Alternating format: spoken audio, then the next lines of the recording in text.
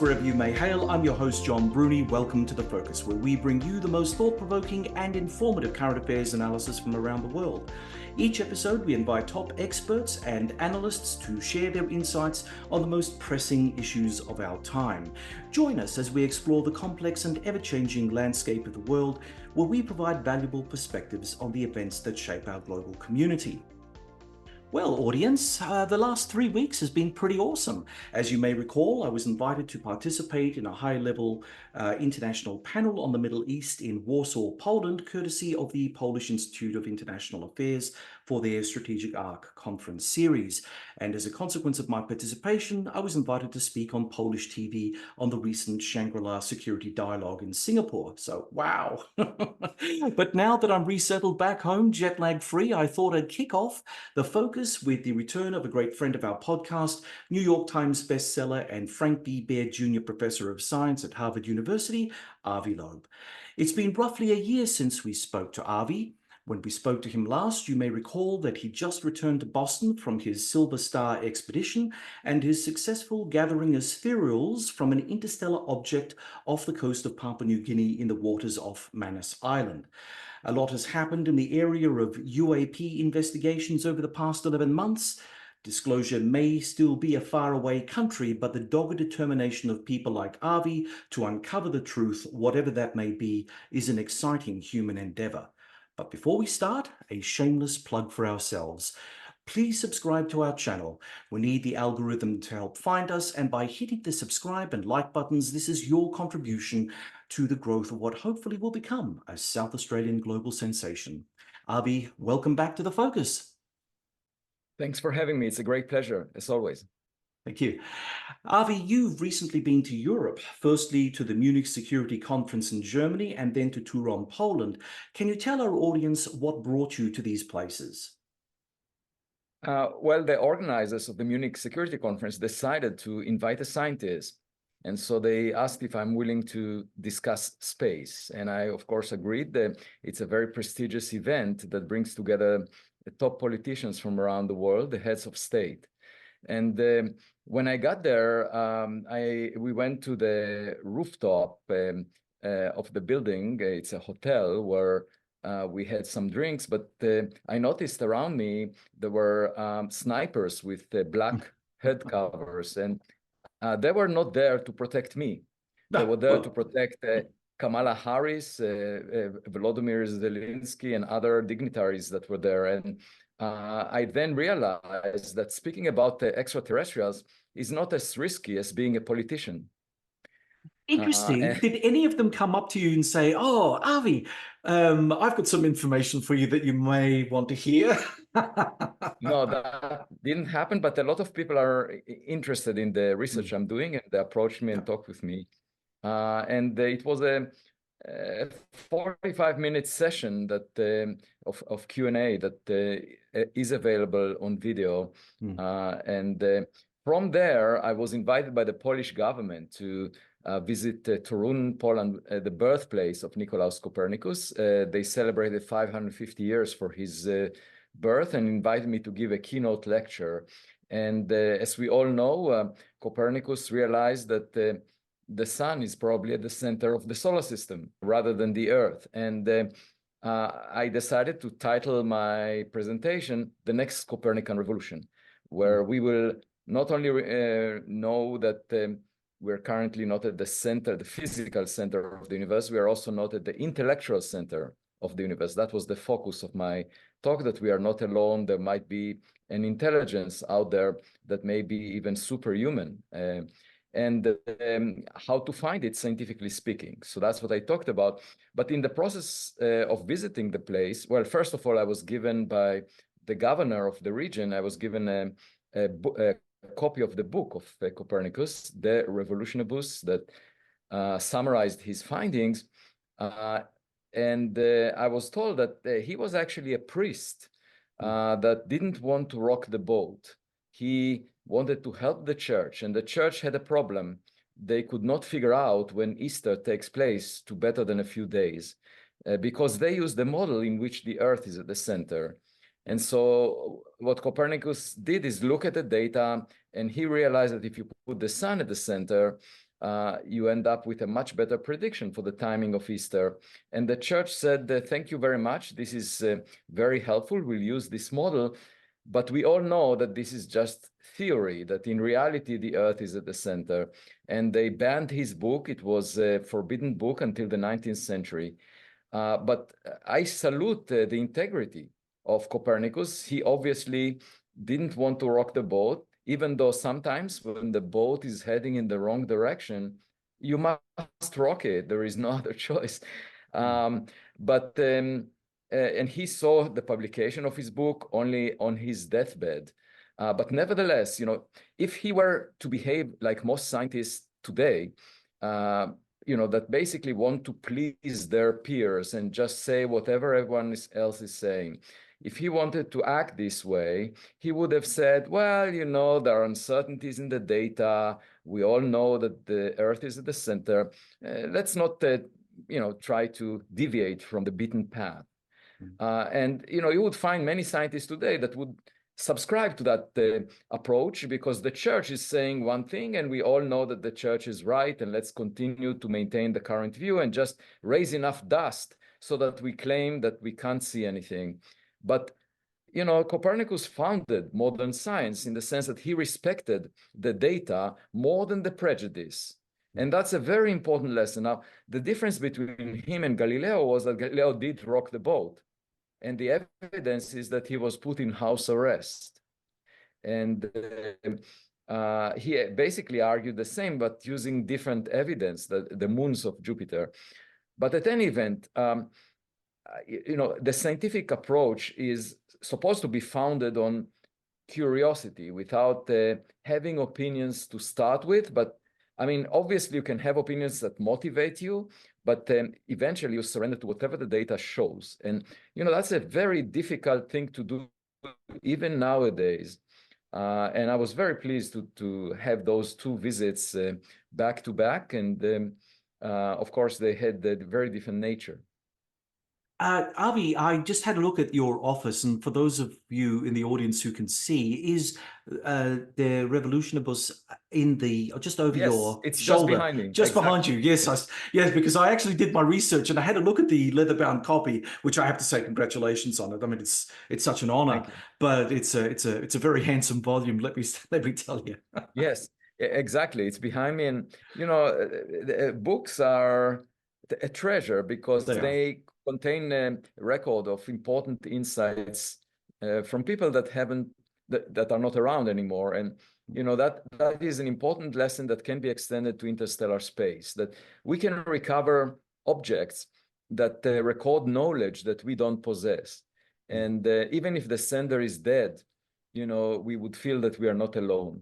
By having Copernicus in our distant past history, I feel that I'm not alone in trying to open up a new frontier for research.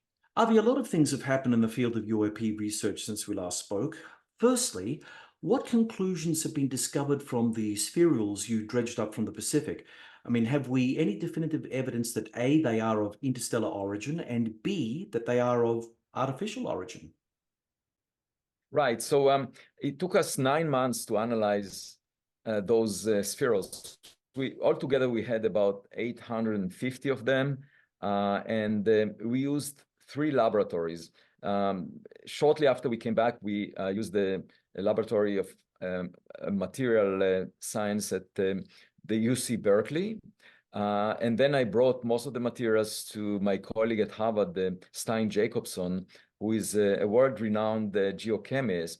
And we used state-of-the-art instrumentation, mass spectrometers, electron microprobe to image those spherules. And we also had a very important help from the Bruker Corporation in Germany, Berlin.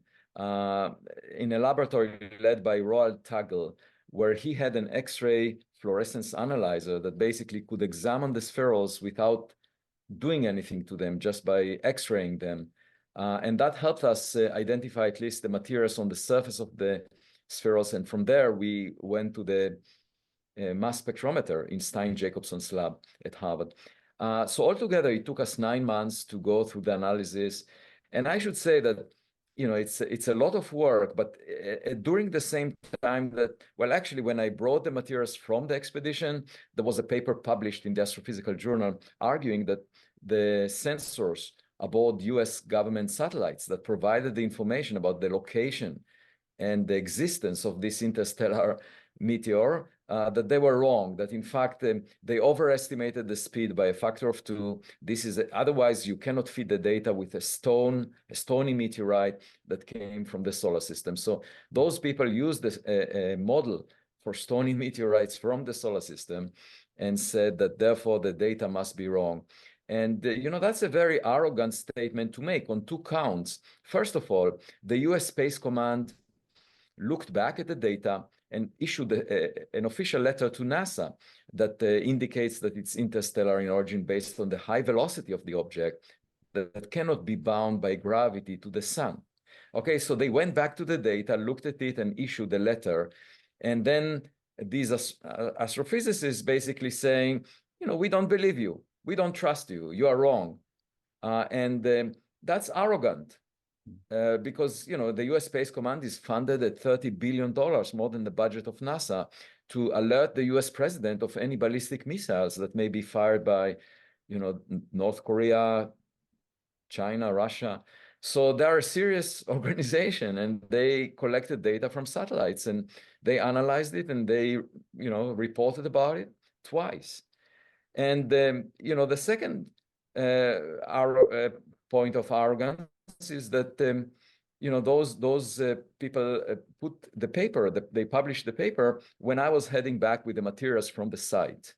And, you know, to make a statement that this is not interstellar when we have the materials, instead of just waiting for us to analyze the materials, is again quite arrogant. They know the answer in advance. That's what I meant, that scientists nowadays would have sided with the church. The church says everything falling from the sky must be storms.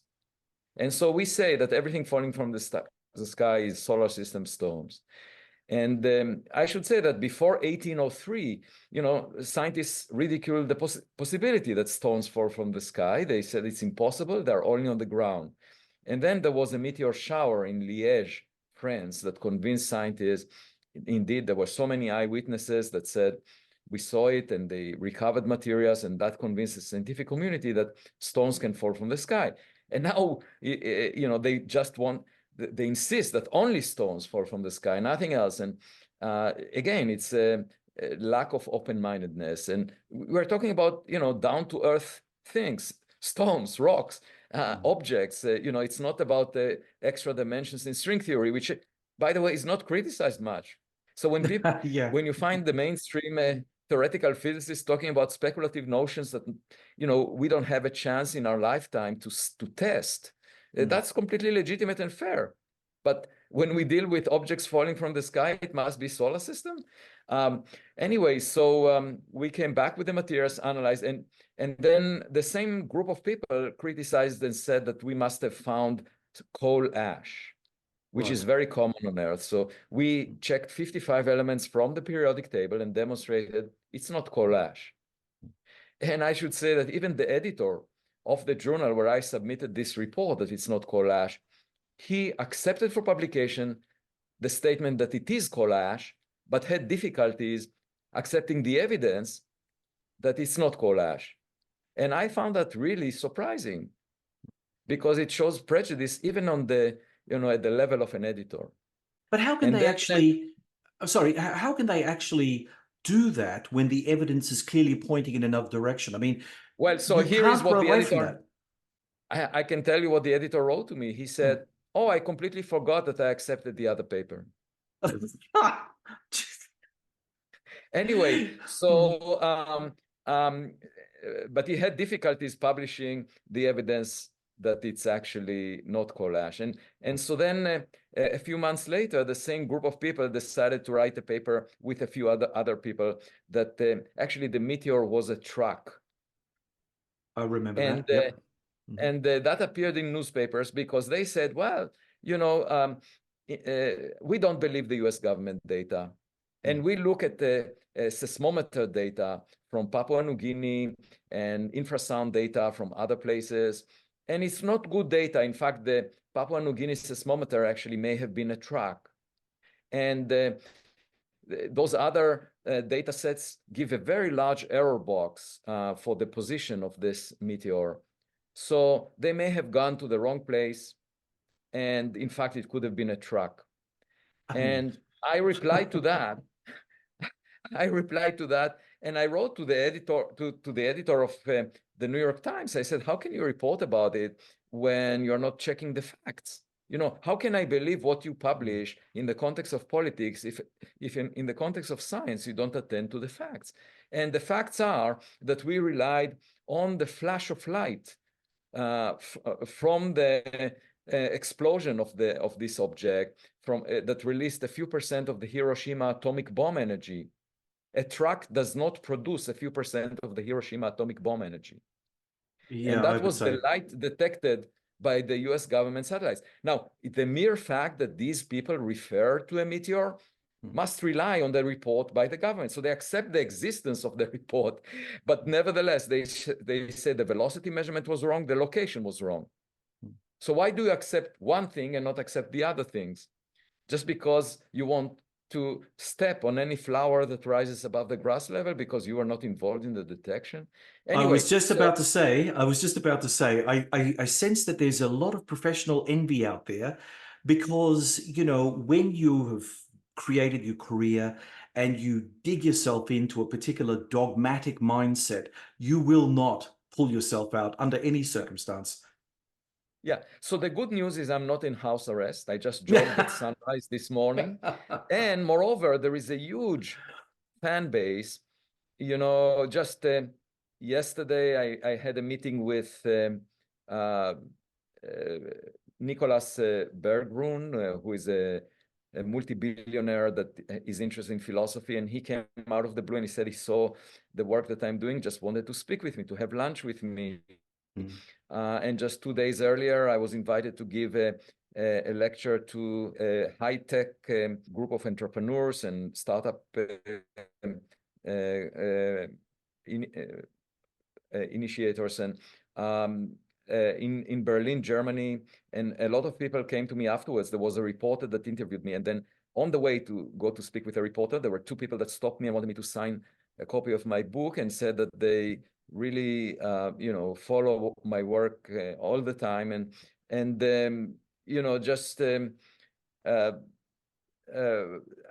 For example, a few days before that, I was told that in Spain, I'm the most known scientist right now, and my work is featured in all the newspapers all the time. And my essays, which are published on medium.com, are translated to Spanish. So altogether, there is a huge amount of positive response. It comes mostly from curious people, and people that have common sense. But unfortunately, common sense is not common in academia. And there are some people who are trying to bully any study that goes outside the box. And that is really unfortunate because I'm sure it's not only in my context, but it's in many other contexts. And it slows down the rate of progress because, new knowledge does not fall into our lap. We have to do a lot of work. And in these cases, it was 2 years to plan the expedition, to go there, to do the work, and then to analyze the materials. And it's very easy to have an opinion, but you can have an opinion, but why would you try to basically ridicule the research and bring up issues that are not real? Why would you actively get engaged in trying to bring it down? And that is really unfortunate. It shouldn't happen because we all should be curious. At any event, we wrote a very extensive paper detailing the results. We submitted it in February 2024, and it has been reviewed, and I should say the reviews were very professional, and I was very pleased by that. It was not this group of people as we were talking about. So we replied to each and every comment, and now we are waiting to hear for the next iteration. That's usually the way it goes with scientific papers. Yeah. And then we are planning the next expedition, because what we found, let me just summarize what the finding is, that we found that 10% of the spherules, about 80 of them, have a chemical composition that is unlike anything previously reported from solar system materials. So it doesn't resemble the crust of the Earth, doesn't resemble the moon, the Mars, asteroids. It looks different. And if you compare, for example, the composition of, we did it for 60 elements from the periodic table, there are many that deviate from the standard solar composition by up to a factor of 1,000. Elements like beryllium, lanthanum, uranium. And just last week, I compared these findings to the results from the asteroid Bennu that was approached by OSIRIS-REx, a mission that NASA sent at $800 million cost to collect materials and return them back to Earth. And they collected more than 100 grams, 120 grams or so of material. We just had about tens of milligrams. So they collected more than 100 grams and examined, and they have very similar types of tools that they used and types of diagrams or plots that they make, very similar to the ones we have in our paper. And I compared the findings. So they find from the asteroid Bennu, which came from the inner part of the asteroid belt, the main asteroid belt around the sun at a few times the Earth-Sun separation, they find that the abundance of all the elements they looked at is very close to the standard solar composition, within a factor of 2 or 3. That's it. It's just on top of it. And what we found is up to a factor of 1,000 for some elements. Yeah, so that is a clear difference. And so to us, it indicates that an unusual origin that is potentially from outside the solar system. For those particular, we call them Belau spherules, that for beryllium, lanthanum, and uranium. And so this is a completely independent line of evidence than the speed of the object being above the escape speed from the solar system for an interstellar origin. And it could be a natural origin. It could be artificial. We don't know, because these spherules are less than a millimeter in size. Yeah. And of course, the next step is to go again and collect bigger spherules now, or bigger pieces of the object, because the small spherules, they lost volatile elements. So we don't have a full census of the composition. And moreover, we can't examine the material properties because it's just molten droplets that lost the original structure. So we want to find bigger pieces, and from that infer something about the nature of the object. It could be natural. I wrote a paper just a few months ago, and it's now published, that says that, in principle, a planet like the Earth, if it comes close to the most common type of stars, dwarf stars, they are 10 times less massive than the sun and 10 times smaller in size than the sun. So altogether, they are 100 times denser than the sun. The most common stars are very dense, 100 times denser than the sun. So if a planet like the Earth passes near them, they can spaghettify it because they're much denser than rock, those most common stars. And so they would tear it apart, and you would end up with a stream of rocks, half of which will be ejected to interstellar space as a result of this spaghettification of the planet. And that could lead to the unusual chemical composition that we found, because you melt the rock close to the star, and as a result of this melting, some elements are removed.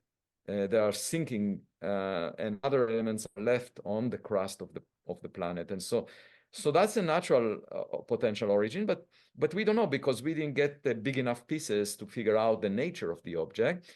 And so we are currently planning an expedition hopefully within the coming year, to collect bigger pieces. It will be more expensive, about $6.5 million.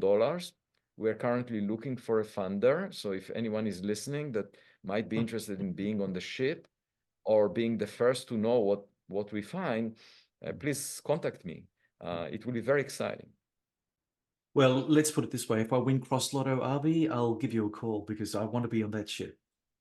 I should just mention that we will use a sort of like a robot, a remotely operated vehicle that we would place on the ocean floor 2 kilometers deep, that would give us a video feed of what we are looking at. Previously, we just blindly collected materials with magnets from the ocean floor, but now we will be able to pick up objects in real time, and that's why it's more expensive.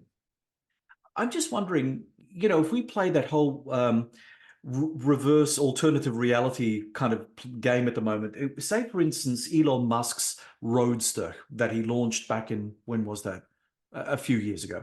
2018. It was 2018. Yeah. Okay, so that thing has hit a certain velocity. It's been given about 5 to 10 million years being in outer space, being pitted by micrometeorites, being bombarded by interstellar radiation. 10 million years hence, it won't look like the Roadster as it was launched into space. It'll look sort of different. Kind of, That's right. Right. It will lose probably a lot of its color. I mean, it will not be red anymore. Yeah. No, exactly. So, and if some astronomers calculated that it will probably collide with Earth in 20 million years. So actually, those same people, if you were to witness such an event today, they would say, well, it's a rock of a type that we've never seen before. Right. But they will not admit that it could be technological in origin. They would just say, well, it's red because most asteroids are red, or if it has material strength that is tougher than iron meteorites, the way this 2014 meteor was. They would argue, well, it's probably the data is not accurate and it was not moving as fast as we thought. Yeah, of course they would. Of course they would. Okay. Now, moving on to other things. Last year, you were very busy and you had the opportunity of interviewing US Navy fighter pilot Ryan Graves, who allegedly saw unknown craft during a training exercise back in 2014. What was your impression of Ryan Graves and his story? Right. So he actually has a podcast. He interviewed me for a few hours.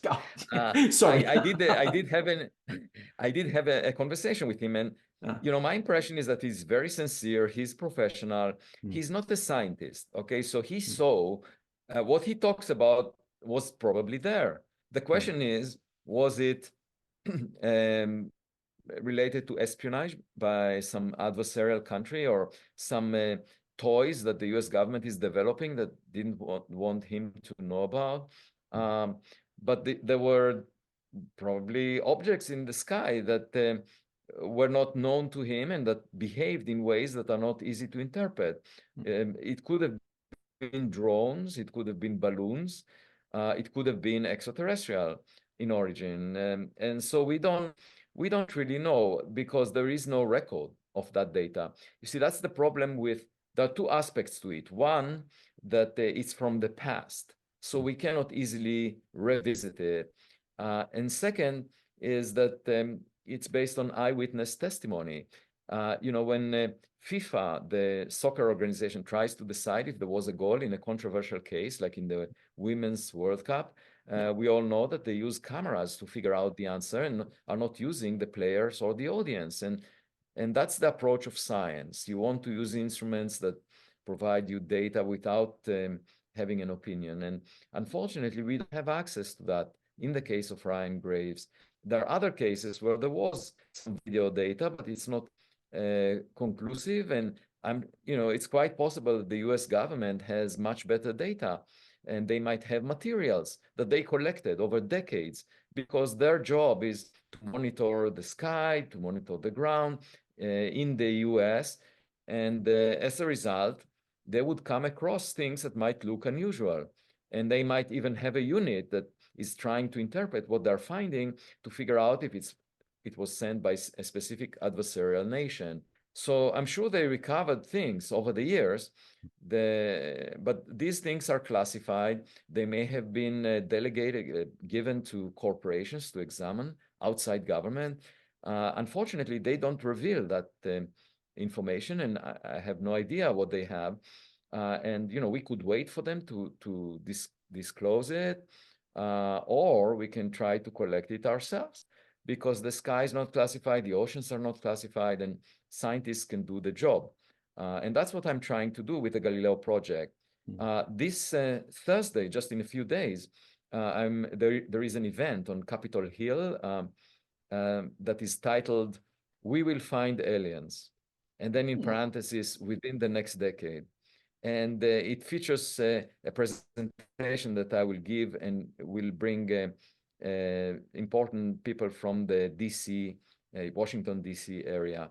And I hope to learn something, but this is a sort of an open discussion forum. It's not the way things are disclosed. And at the moment, I know I have no evidence, and I have no direct knowledge of what the government has in its possession, because they don't reveal it.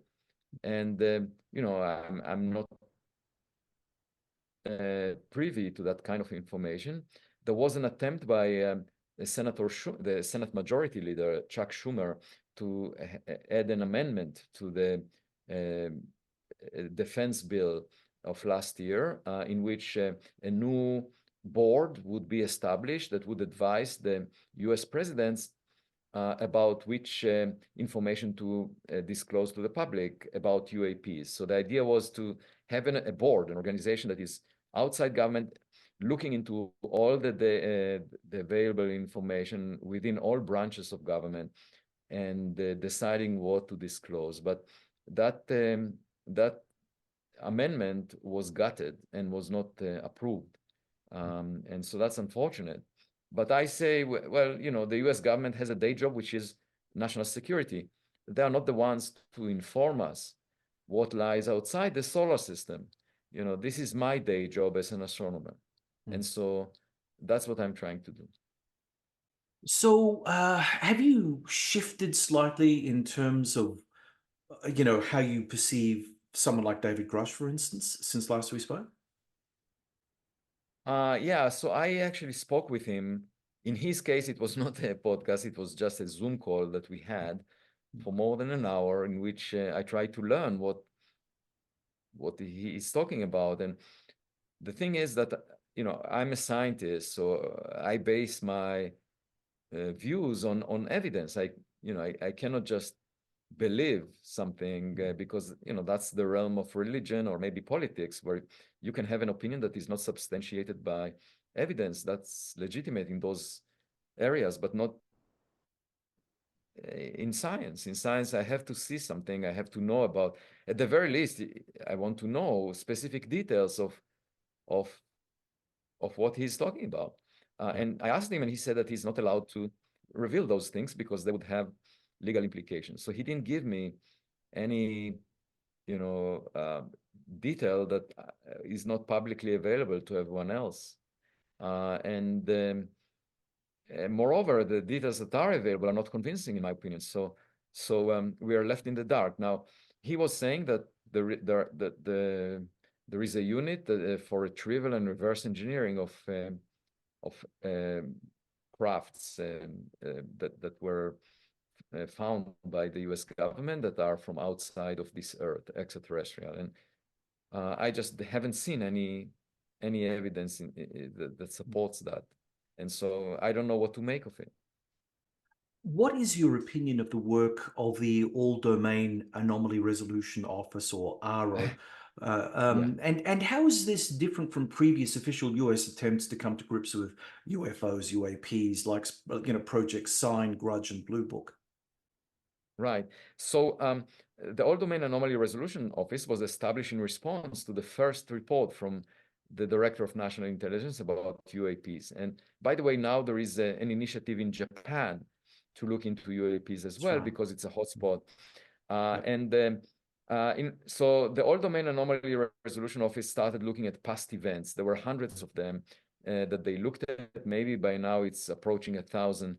And these are past reports, some of which are very far in the past, decades ago, but some are more recent, over the past decade. And in all cases, we were talking about limited data that is available. And they concluded that 97% of all these reports can be explained in terms of things that we know about, like balloons or drones. And then there are 3% or so that are not explainable in this way because of lack of data, and it's not clear what these objects are. And so, as far as they are concerned, perhaps they feel that they fulfill their mandate in the sense that they're out there to figure out if these were produced by adversarial countries, and it's mainly a national security issue. And if you understand what most of the objects are, then you did your job well. And from the point of view of a scientist like myself, it's clear that it's a mixed bag. It's clear that most of the objects, there is a lot of crap in the sky that humans produce, that are natural objects. And so the question from a scientific perspective is whether 1 in a million or 1 in a billion of these objects might be extraterrestrial. And even if only 1 in a billion is, that would be big news for humanity. Oh, sure. And it's a completely different perspective on this subject, the scientific versus the national security perspective. And that's why an organization like Arrow should not be the one to bring the news or to figure out the scientific answer. That should be derived by observatories dedicated to monitoring the sky 24/7. And we have one at Harvard University that has been doing that over the past 6 months. We found of the order of 500,000 objects in the sky. None of them is anomalous. That's the sky over Boston. Right. And, it may be a situation like in real estate where the 3 factors that matter the most are location, location, location. And so we just were in the wrong location. But the one thing we are doing is we monitor the sky all the time. So it's a systematic study of the sky. And it's not anecdotal the way that the military reports are, where someone happened to be at the right place at the right time. We watch the sky all the time, so we can tell what is the background of known objects. And if something appears unusual, we would quantify how unusual it is because we are looking all the time. This was never done before. And now we are writing the first paper. Hopefully we'll submit it for publication this summer that summarizes what we found and puts some limits on the appearance of UAPs during the time and in the place that we looked from. And in addition to that, we are building another observatory in Colorado, and we just got funded at $600,000 to build a third copy of the observatory in Pennsylvania. The funding for that came from the Richard King Mellon Foundation. And so we will have hopefully 3 observatories looking at different locations at the sky, recording images in the infrared, optical, radio, and audio from the entire sky at those locations. And those will be analyzed. We are already analyzing them with machine learning software to figure out whether we're looking at birds, airplanes, balloons, drones, familiar objects, or something else. And, once we have tens of millions of objects, we might actually have one that looks really weird. And of course, the public will be made aware of that if we find it. I'm John Bruni, and you're listening to Sage International's The Focus podcast. And from the US, we're speaking with New York Times bestseller for his 2021 book Extraterrestrial and Frank B. Baird Jr. Professor of Science at Harvard University, Boston, Avi Loeb. Avi, what were your thoughts on the US congressional hearings on UAP last year, where David Grush, Ryan Graves, and David Fravor gave their respective testimonies? I thought it's very interesting. I mean, these are, in the case of Ryan Graves and David Fravor, we know for sure that they were very accomplished military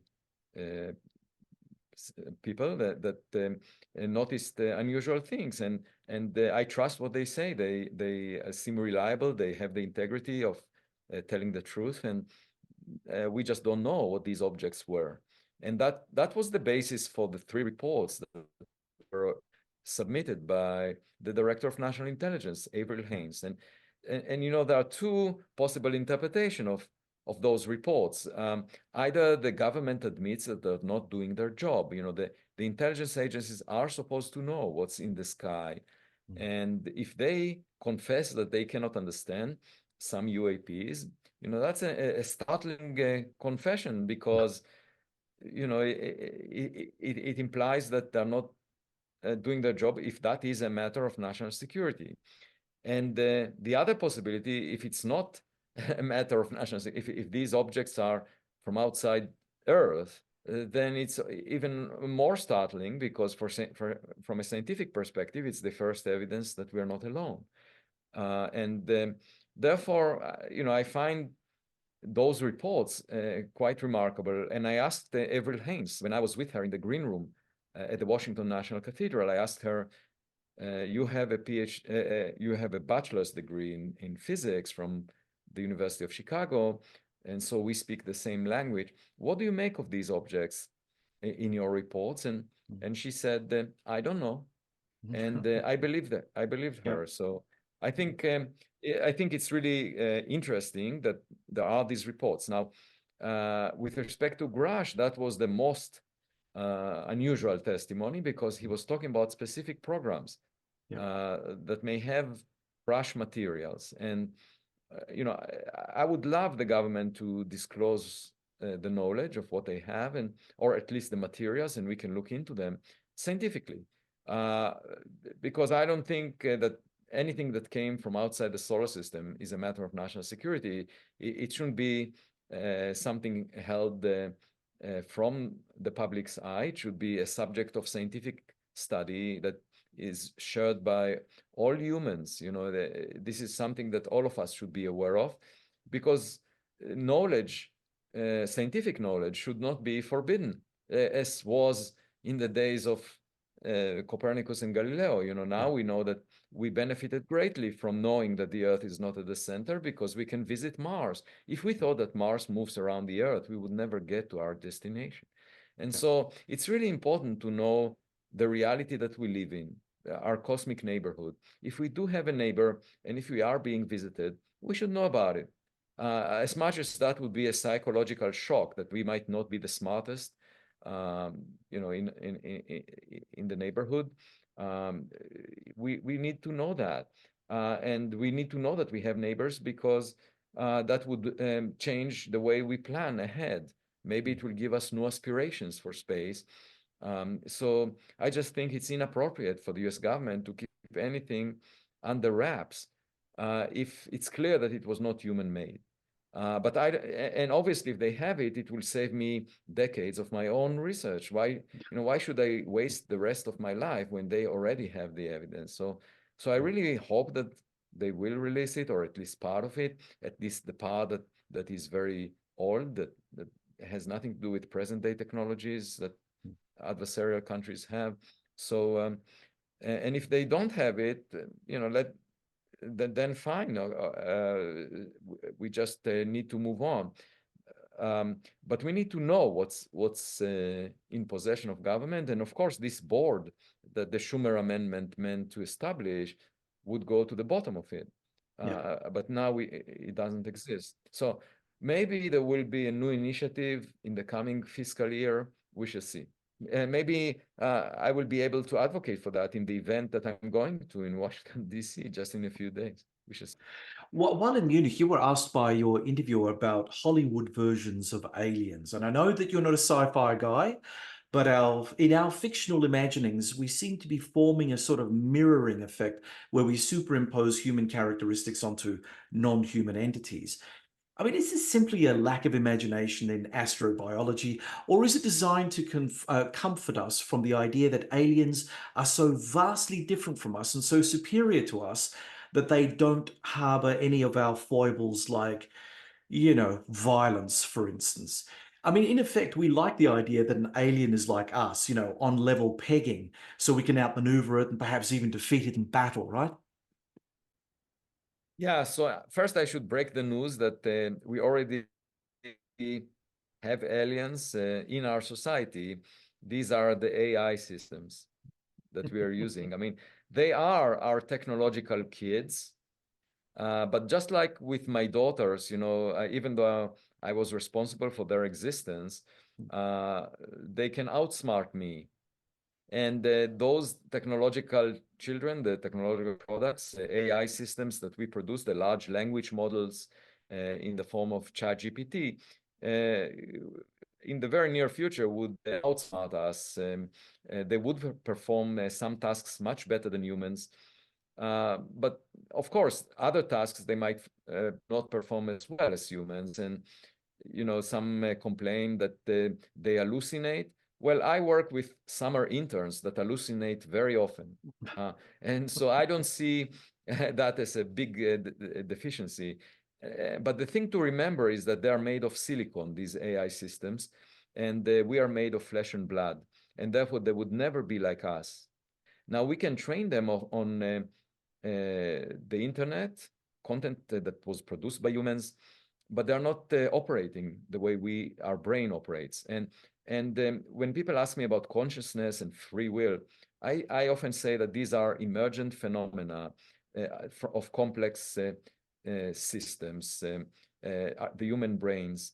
And it's just a matter of complexity. The number of synapses in the human brain is a quadrillion, and they connect 100 billion neurons. And so when the number of connections in the neural networks of large language models is reaching the same level of complexity as the human brain, that system would start to show up the same qualitative features that we assign to consciousness and free will. I'm quite confident of that because we mapped the brain, the wirings of the brain of a fruit fly. There was a paper about that last year, and it's 500,000 neurons. Sorry, 500,000 synapses, and so it's possible to in very primitive life forms, it's possible for us to even simulate it, okay, and see how it operates. And there is nothing more than those connections in the neural networks that does the operation of processing data from the environment that is very rich. So when you have a very rich environment combined with a complex brain like the human brain, you get phenomena that you cannot really forecast. And you can assign a name to those phenomena at a meta level and call them consciousness or call them free will. But it's actually, the system is unpredictable just because it has a large number of degrees of freedom. It is exposed to an environment that is not documented. And so you end up getting things that you cannot forecast. Maybe only statistically you can forecast them. And on top of that, just keep in mind that in modern physics, there is the concept of chaos and the concept of quantum mechanics. I mean, the chemical processes in the human brain are ruled by quantum mechanics that introduces an uncertainty to the predictions. There can only be, elementary particles can only be specified to a certain level of uncertainty by the Heisenberg uncertainty principle. And so you put this all together, and it's clear why the system is not predictable if it's very complex. And so we already have those aliens, the silicon-based artificial intelligence systems that we produced. And of course, the next, the other type of aliens would be coming from another star or other stars, and they could be extraterrestrial AI systems, and we might need our own AI systems to figure them out. So we will have our own AI and interacting with extraterrestrial AI that could be far more advanced than our AI, and so that that interaction is sort of a modern version of the imitation game that Alan Turing thought about 90 years ago. Yeah. Except now it's not imitation of humans by the machine, it's imitation of extraterrestrial AIs by terrestrial AI systems.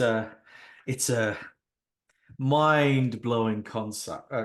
It really is. I mean, I just had this thought, and it's just so weird.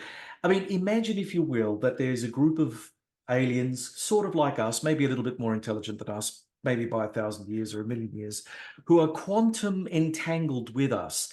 And somehow, when we have a scientist sitting down thinking, you know what, I think I'm going to get up and write a paper on AI and machine learning, it's actually it's actually a message being received via quantum entanglement through the brain that allows them to actually put down this thing. So wouldn't it be incredible to think that quantum entanglement is a form of communication that we're not consciously aware of, that then allows us to build the very AI which they themselves have probably created and thought about? I mean, the universe, I don't know, it's all Yeah. too Well, much. the only issue, the only issue is that we are, I mean, the human brain and us are very big objects that Yeah. contain a very large number of particles. So when we do quantum entanglement experiments, usually these are simple systems that maintain coherence. And when you deal with a lot of particles that are not in a coherent state, you end up with a classical object, an object that behaves just the way that classical physics described it as deterministic. And it's simply a result of having too many particles to keep them in phase with each other. And so it's hard to imagine how you would maintain coherence for macroscopic big objects like ourselves, like our Mm. body, like our brain. But I should say there is a lot we don't understand about physics. We don't understand what most of the matter in the universe is. That's right. 84% of it is of a substance that we've never witnessed. We call it Yeah. dark matter. We don't Mm. understand what the vacuum is made of. We call it dark energy. Mm. And these constitute 95% of the mass budget in the present day universe. And we don't know what happened before the Big Bang. We don't know what's inside a black hole. There are lots of, I mean, these are the things we realize that we don't know. These are the known unknowns. But, we just have 1 century of modern physics. Quantum mechanics was discovered exactly a century ago. And so just what we know, the knowledge, the scientific knowledge that we possess is an island in an ocean of ignorance. And Yeah. if another civilization had 1,000 years of science and technology, or a millennium,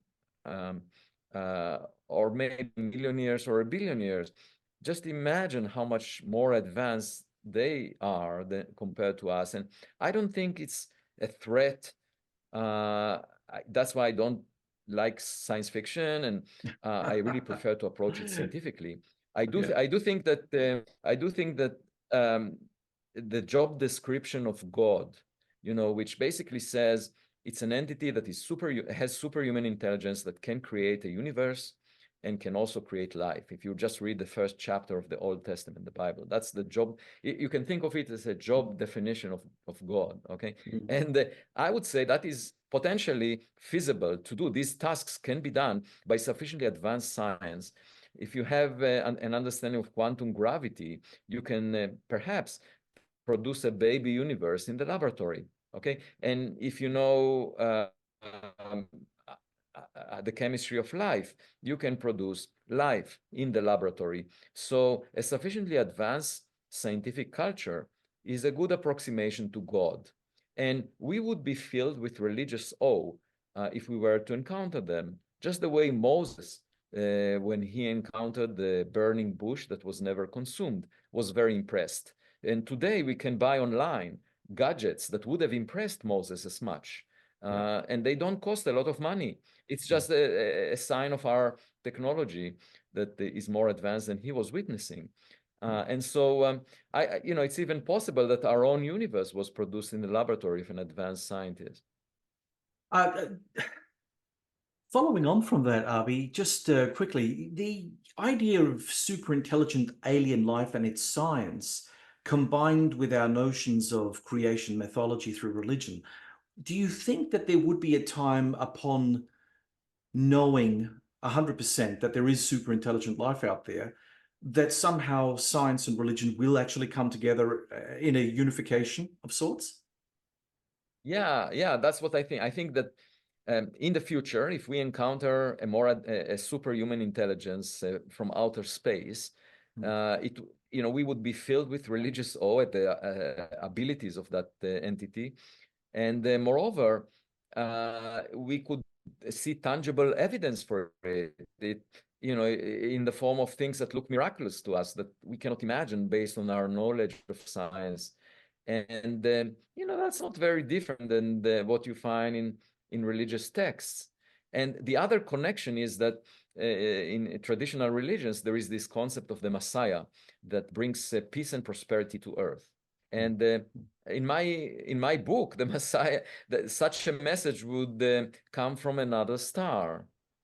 Okay, that we would realize that there is a better way. We need to change our priorities instead of fighting each other on territories. There are two wars right now ongoing on territories on this rock. And if you think about it, it's ridiculous. This is a piece of rock left behind from the formation of the sun. And there is so much real estate in outer space that it's really ridiculous for us to shorten our lifespan from 100, most of us live less than 100 years, to shorten it even more by engaging in wars and conflicts. And instead, it may open our eyes to a much better path of collaboration and peace and prosperity. And this message, this messenger, this Messiah may actually come from interstellar space. And it could be a robot. Oh. That's Avi, what I'm saying. Yes, it could be. Avi, thank you for being with us again and for sharing your insights on the focus. Thanks for having me. It was a pleasure. Frank B. Beard, Junior Professor of Science at Harvard University, Avi Loeb. And to our audience, thanks for tuning into the Focus Podcast. We hope that you found today's discussion enlightening and thought-provoking. If you have any comments or questions, please feel free to reach out to us on social media. You can find the Focus on Facebook, referenced on the John Bruni and Sage International LinkedIn pages, and on Twitter, or on the Sage International website, sageinternational.com.au, by clicking the Media Center drop-down menu and hitting Podcasts. Don't forget to subscribe, hit the like button, and or leave us a review on your favorite platform. My thanks to our stalwart production team of Malcolm Hughes and Neil Smart, and to the team at the Ozcast Network. We hope that you'll join us again as we continue to delve into the most pressing current affairs issues of our time. Until then, stay informed and stay engaged. I'm John Bruni, and from Adelaide, South Australia, you've been listening to The Focus.